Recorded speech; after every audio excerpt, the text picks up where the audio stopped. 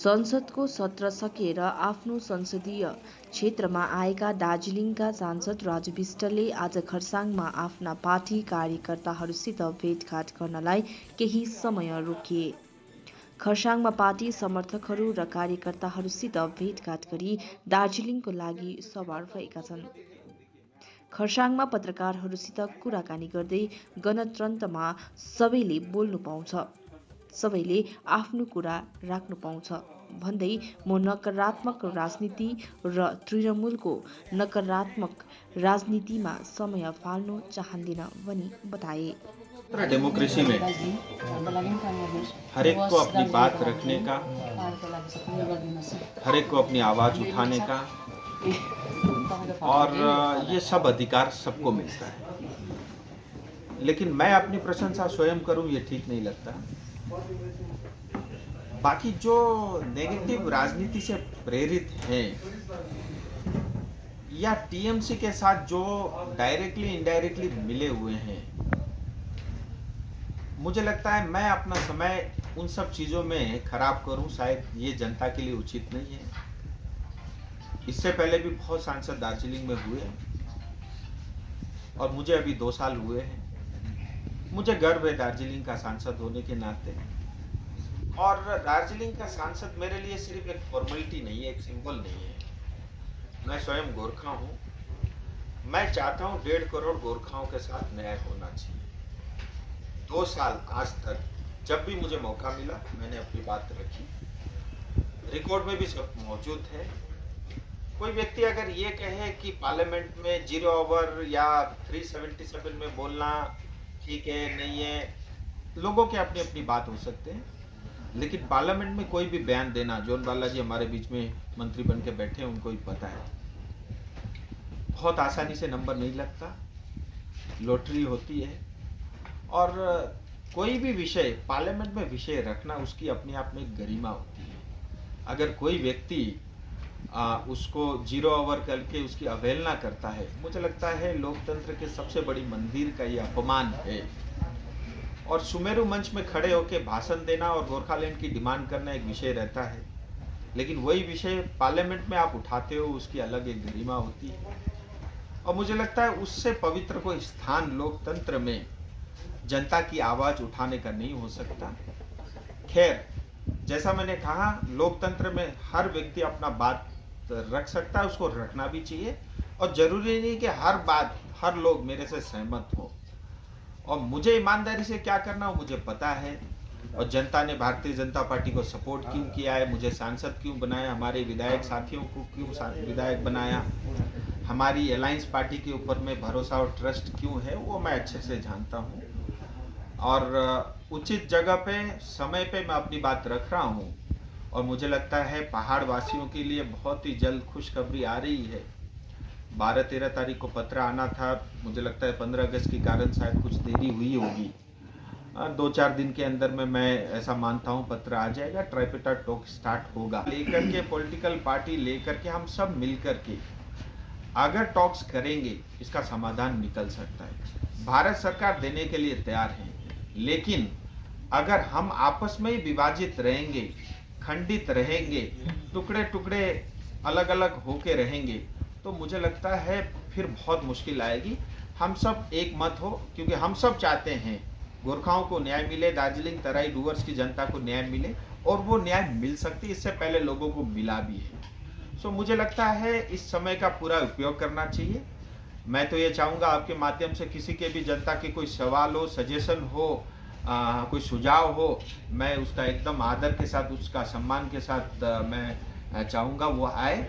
और जब मुझे अपने क्षेत्र के लिए, अपनी जनता के लिए जो मांग रखनी होगी, उसका नाम, उसका स्वरूप कुछ भी हो, मैं रखूँगा। और हमारे सब विधायक दल, हमारे अलायंस पार्टी के साथी सब लोग अपना विषय को रखेंगे। और आज हमारे लिए गर्व का विषय है कि दार्जिलिंग तराई डूवर्स क्षेत्र से ही हमारे सांसद मंत्री बन के यहाँ आए हैं खरसांग में, हमारे कार्यकर्ता अलायंस पार्टी के साथियों से मिलने के लिए। मुझे लगता है गर्व का विषय है, और मैं जोनदा मेरे बड़े भाई भी हैं, मैं उनसे भी अपेक्षा करता हूं कि हमारे जितने भी मुद्दे हैं उनका पूरा समर्थन रहेगा, और उन्होंने किया भी है। पार्लियामेंट में इन्होंने भी अपना विषय गोरखाओं को लेकर के रखा है। मुझे लगता है ये विन विन है। और ये अच्छा समय है, गोरखाओं को न्याय मिलना चाहिए। अब तक जो है हिस्ट्री में ये किया या हमने इतना त्याग दिया, बलिदान दिया, भाषणबाजी बहुत हुई है।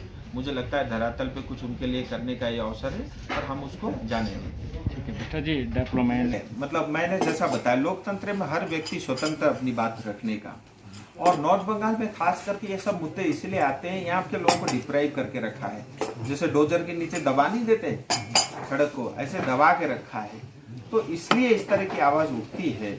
और जहाँ तक जो है दार्जिलिंग तराई डूवर्स का विषय है, दार्जिलिंग का विषय, गोरखाओं से जुड़े हुए समस्या का विषय, हमारी पार्टी ने उसको संकल्प पत्र में लिखा है। तो मैं ऐसा मानता हूँ वो हमारे लिए प्रायोरिटी है, क्योंकि इतनी बड़ी, विश्व की सबसे बड़ी पार्टी अपनी मैनिफेस्टो में 19 में 21 में रिपीट करके उसमें छाप के अगर आपको दिए है, वो एक आश्वासन है। और हमारा संकल्प पत्र कोई कागज का टुकड़ा नहीं है। आप इतिहास उठा के देख लीजिएगा, पिछले 7 साल में जो कहा वो हुआ है, चाहे 370 हो, चाहे 35 हो, राम मंदिर का शिलान्यास शुरू हो गया है, बोरोलिन की समस्या थी उसका समाधान हुआ है। तो मुझे ऐसा लगता है कि हमें भरोसा रखना चाहिए। और दूसरी बात मैं कहता हूँ, मान लीजिए एक बार को अगर हम ये कहते मोदी जी नहीं करेंगे, तो आप बता, अच्छा ही किया है, संकल्प पत्र में लिख के दिया, 15,000 जम्मू कश्मीर रहने वाले गोरखाओं को डोमिसाइल मिला। आज आप आसाम में देखिए, जैसे बीजेपी की सरकार दूसरी बार आई, वहाँ पे 4 डिस्ट्रिक्ट के अंदर में उनको जो है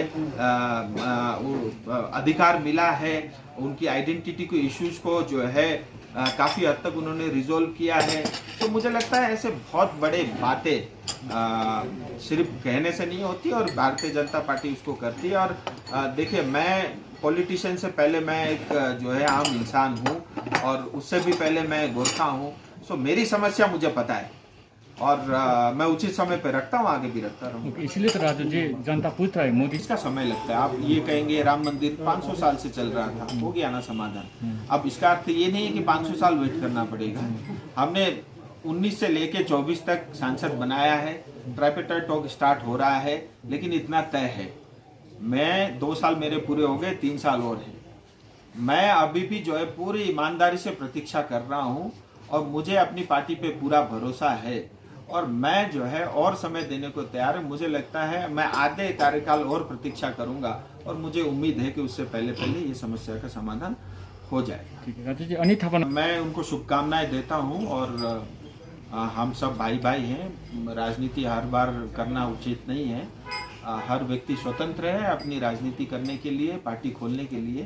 खैर मेरी ऐसी कोई इच्छा नहीं है, और मुझे उनको शुभकामनाएं। लेकिन मेरा ऐसा मानना है कि दार्जिलिंग में पॉलिटिक्स ज़्यादा हो रही है। सो मुझे तो ऐसा लगता है पॉलिटिकल पार्टी नहीं, दोनों, पॉलिटिक्स भी ज़्यादा हो रहा है, पॉलिटिकल पार्टी भी ज़्यादा है, नेता भी ज़्यादा हो रहे हैं, और जनता जो है ना, मतलब परेशान है। और इतने झूठे वादे होते हैं, अल्टीमेटली करता कुछ नहीं है, ईमानदार कोई नहीं है, सब लोग जेब भरने का काम कर रहे हैं। आज आप देखिए ईमानदारी से, दार्जिलिंग में आज भी किसी चीज़ की अगर लड़ाई हो रही है, वो GTA कुर्सी की लड़ाई हो रही है। सो जब तक हमारी सोच इससे ऊपर नहीं उठती, तब तक बेचारे जनता को कहां से न्याय मिलेगा। उसके लिए जिम्मेदार हम हैं। हम जनता को दोष दे उचित नहीं है। जनता ने हर बार जो है वोट दे करके नेताओं को जिताया जिसने अच्छे वादे किए, और मुझे लगता है कि ये पॉलिटिकल पार्टी की जिम्मेदारी है। और एक बार मैं आपके माध्यम से सभी नेताओं को, पॉलिटिकल पार्टियों को ये आह्वान करता हूं, यही समय है, सही समय है, उचित समय है। हम मिलकर प्रयास करेंगे तो हमें सफलता जरूर मिलेगी। GTA का विरोध करके हम चुनाव लड़े हैं, और GTA हमारे एजेंडा में नहीं है। मैं पहले भी बोल चुका हूँ। मैं इसी करसिंग के धरती से बताया हूँ कि GTA का चुनाव होगा, तो उसके प्रचार के लिए कम से कम राजू बिष्ट तो नहीं आएगा। राजू जी, आपने बोला GTA